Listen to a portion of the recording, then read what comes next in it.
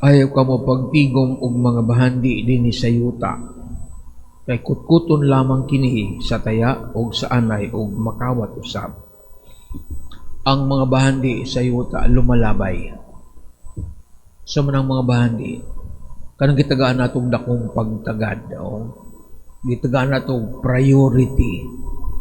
Mo'y atong kanang kanunay nga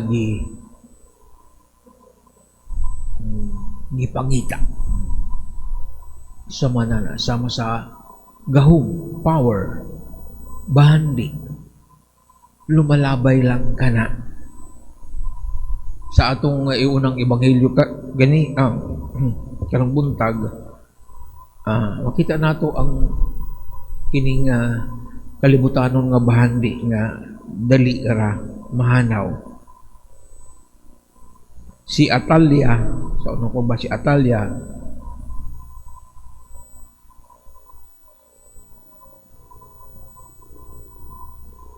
anak ni King Ahab o Jezebel.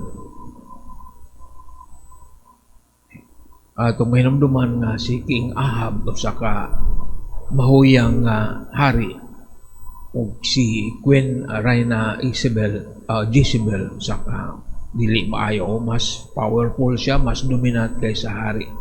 Siya nagmando, dili maayo ang ilang pagdumala sa Israel. Pagkamatay nila, ang ilang anak nga si Atalia, ipamatay ang iyang mga igsuon aron masulo nila ang gahom. Pero adunay nakaikyas nga bata ang sumusunod sa hari. Gitago siya. Wala siya mapatay. Naghari ang reyna, nagdumala siya for how many? For 6 years siya ang reyna na iya ang gahom. Kaya iyang ipamatay ang mga sumusunod, ang mga kanyang competitors, mga rival niya. Pero adunay usa nga nakaikyas sa dihang dako na ang bata, siya gipagawas agi kuha ibutang sa trono o niya siya gihimong hari. Sa nahitabo ni Atalia ang nagrayna sama sa iyang himo sa iyang mga igsuon, patay siya sa gipatay dito gawa sa templo, kaya di man pwede silang patyon sa sulod sa templo. So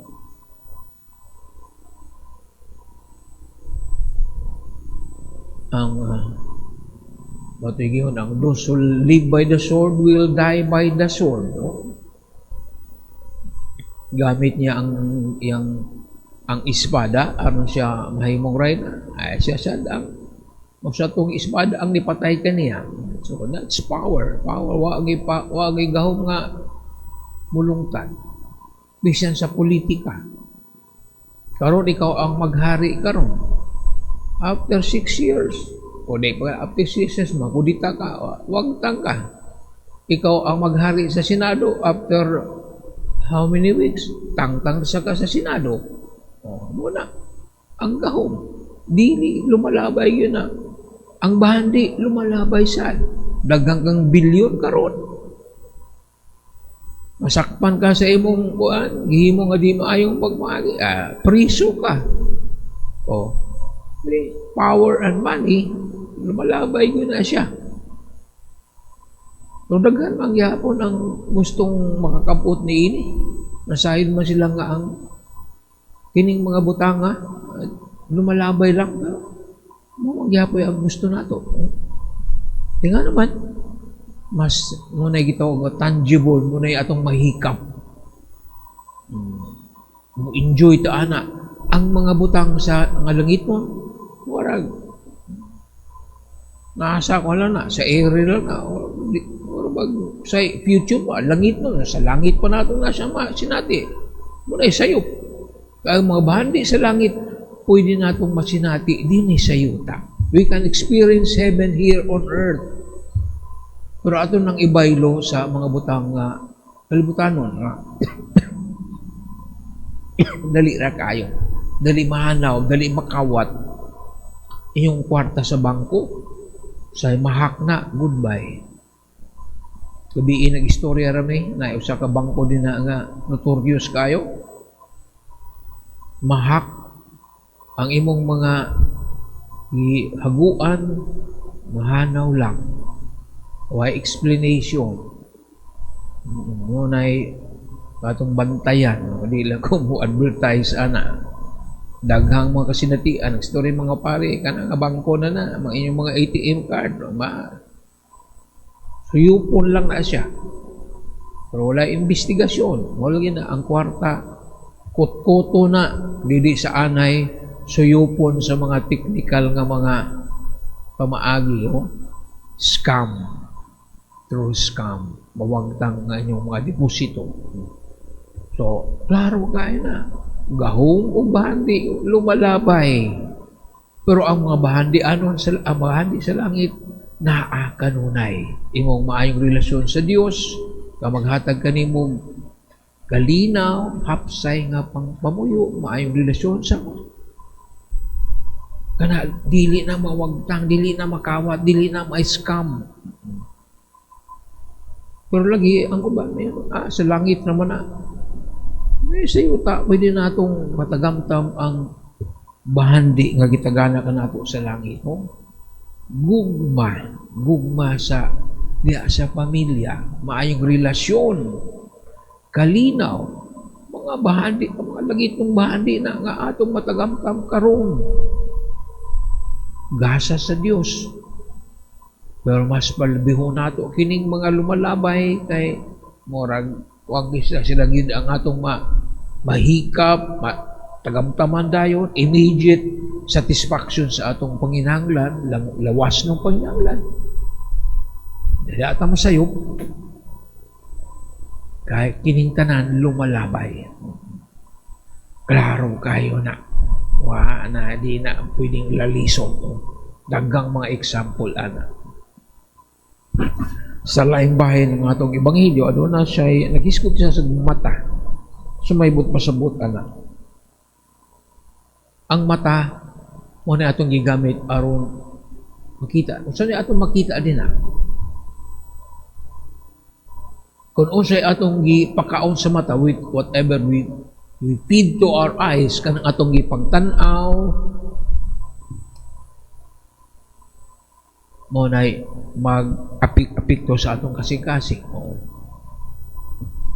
Adunay concrete example, adunay mga tao nag-struggle ining kanang lawas no nga panginahanglan. Father, gusto ko ma-overcome kining akong dili maayo bisag minyo na sa agyapoy buhaton sa iyang kaugalingon. Sa may mong gihimo, padayon gyapon pagtan-aw sa pornography. Tan-aw ang mga malaway nga mga mga sine, mga videos.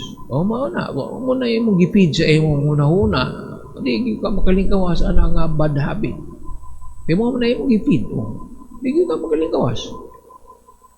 Mara gusto kang malingkawas sa imong pagka-alcoholic. Inom manggihapon ka. Di ginamakuan mo na. So, kung sa atong nakita, mo na mo influence sa atong kasing-kasing, atong ipananaw. Ako, I just mo share ko ning akong sinatiasayan. Na ko'y problem sa una sa ng anger. Di pa na ako na matangtang na. Dali ra kayo ko masuko sa puton ko. Akong na hinumduman nga, mahilig kong tanaw boxing, violence ngayon, Pacquiao, na-reinforce nga akong anger. Morgana ka lang na yung mga hambugiro nga, kulataho ni Pacquiao naman. Na-reinforce ang imong anger. Saan mo na mo patangtang sa imong anger? Nga mo na imong pilmitan. Tanaw ko ng mga violent nga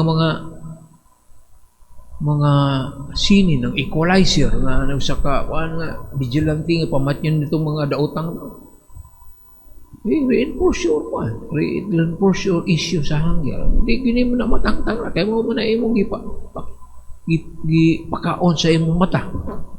So kung unsa imong nakita mo unay mo kung mga dautan, mga sa panang imong mo na sa imong epekto sa imong kinabuhi. So, importante ang mata. Muna mo influence sa imong pagbati, sa imong paglantaw. So, be careful ta whatever we see, what we feed in our eyes, it will influence our mind and our heart. So, muna pasabot sa Ebanghelyo. Di basta-basta sa atong tan-awon nga dili maayo. Ato karong ipadayag natong mga